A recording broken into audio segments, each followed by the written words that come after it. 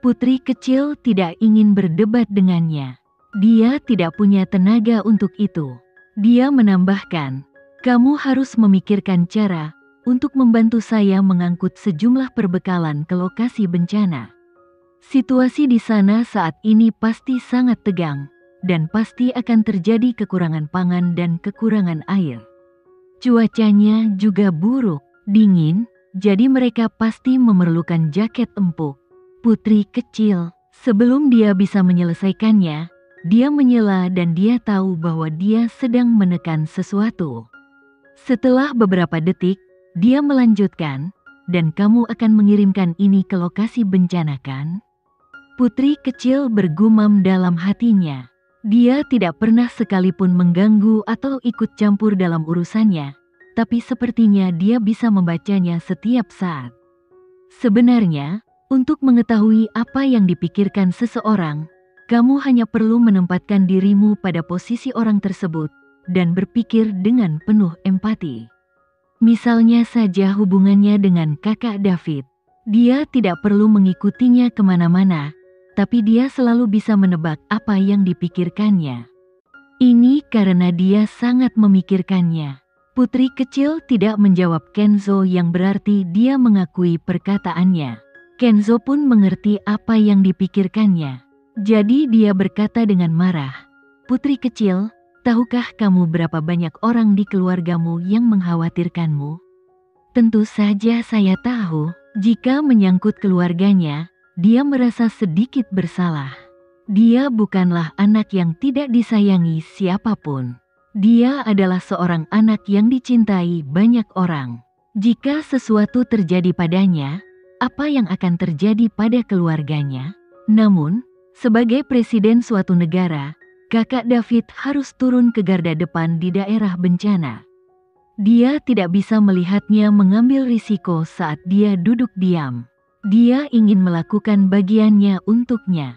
Meskipun dia hanya membantu sedikit dan dia tidak dapat membantu banyak, setidaknya dia dapat memberitahu kakak David bahwa dia akan mendukungnya di sisinya apapun yang terjadi. "Aku akan melindungi diriku sendiri. Jangan khawatirkan aku." Memikirkan hal ini, putri kecil tidak lagi ragu-ragu. Dia telah tumbuh dewasa dan menjadi lebih berani. Kau tahu seberapa parahnya gempa bumi, dan kamu juga mengetahui hal itu di sana akan terjadi gempa susulan sewaktu-waktu. Dalam menghadapi bencana alam, tahukah kamu betapa lemahnya manusia? Kenzo terdengar sangat tegas. "Aku tahu, tapi aku harus pergi. Jika kamu tidak mau membantuku, tidak apa-apa." "Kenapa kamu banyak bicara?" Dia hanya berpikir untuk memintanya membantu karena putus asa. Bukan saja dia tidak setuju untuk membantunya, dia malah menceramahinya sebagai kakak laki-lakinya.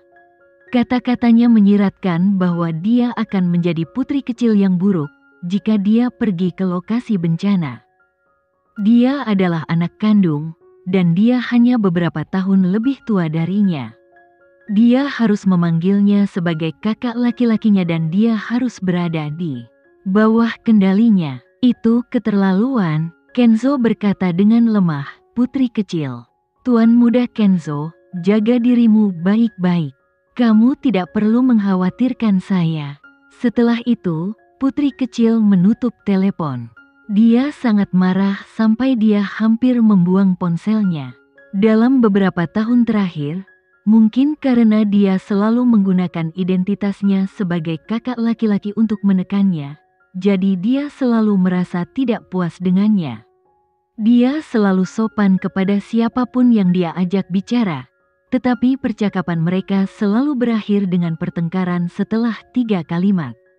Dialah satu-satunya yang bisa membuatnya marah, dan ada kalanya dia begitu marah hingga kehilangan ketenangannya. Setelah menutup telepon, itu lebih dari 8 jam untuk sampai ke sana. Karena kota itu berjarak 300 km, yang jauh lebih lambat dari biasanya. Untung saja mereka berangkat subuh dan sampai di lokasi bencana hampir tengah hari. Gempa bumi ini jauh lebih serius dari yang mereka bayangkan. Jalan dari kota hancur, sehingga mobil tidak dapat mencapainya masuk.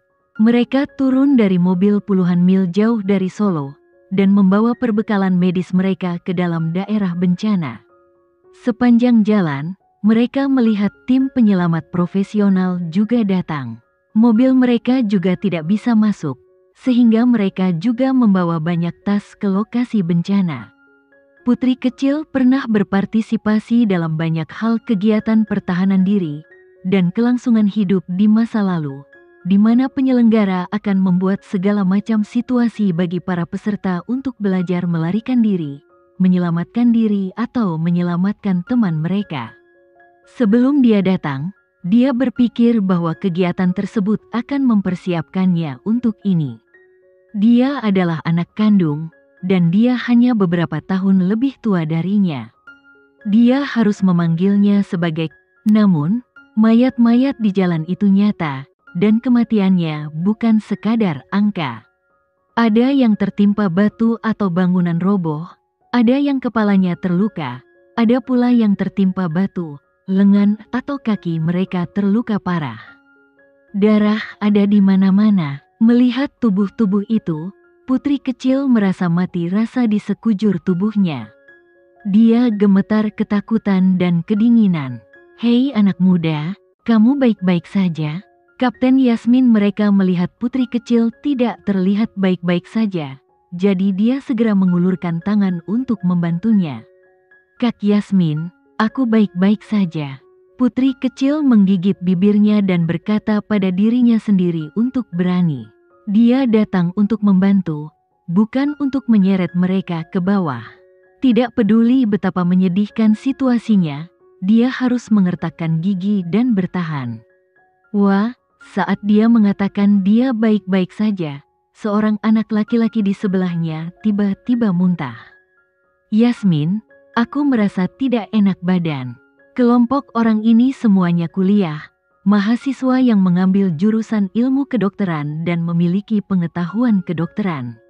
Mereka sering berpartisipasi dalam intervensi medis krisis sebelumnya, tetapi mereka belum pernah melihat pemandangan yang begitu mengerikan. Mereka baru berjalan beberapa mil, tetapi mereka telah melihat lebih dari selusin mayat. Beberapa siswa berada di ambang kehancuran. Yasmin adalah pemimpin tim penyelamat mereka. Dia juga mengambil jurusan kedokteran di tahun keempatnya.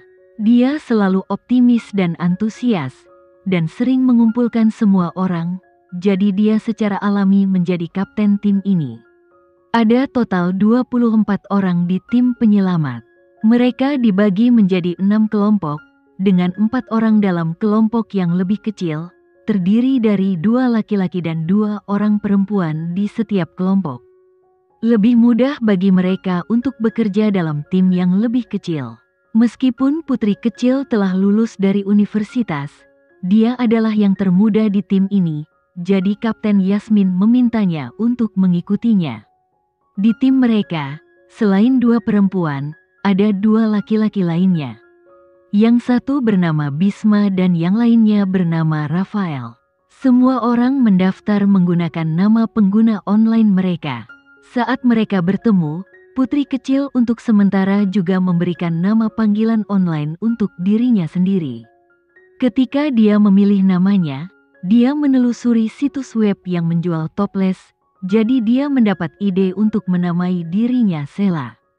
Setelah keluar dari mobil, Yasmin ingin semua orang untuk berjalan di tempatnya masing-masing kelompok. Mereka harus tetap dekat satu sama lain, dan tidak meninggalkan anggota manapun di belakang. Mereka belum memasuki area terparah yang terkena gempa, tapi Rafael tampak sudah putus asa. Jika dia tidak bisa melanjutkan perjalanan, mereka bertiga juga tidak bisa melanjutkan. Menyelamatkan nyawa memang penting, tapi premisnya adalah memastikan keselamatan anggota tim terlebih dahulu.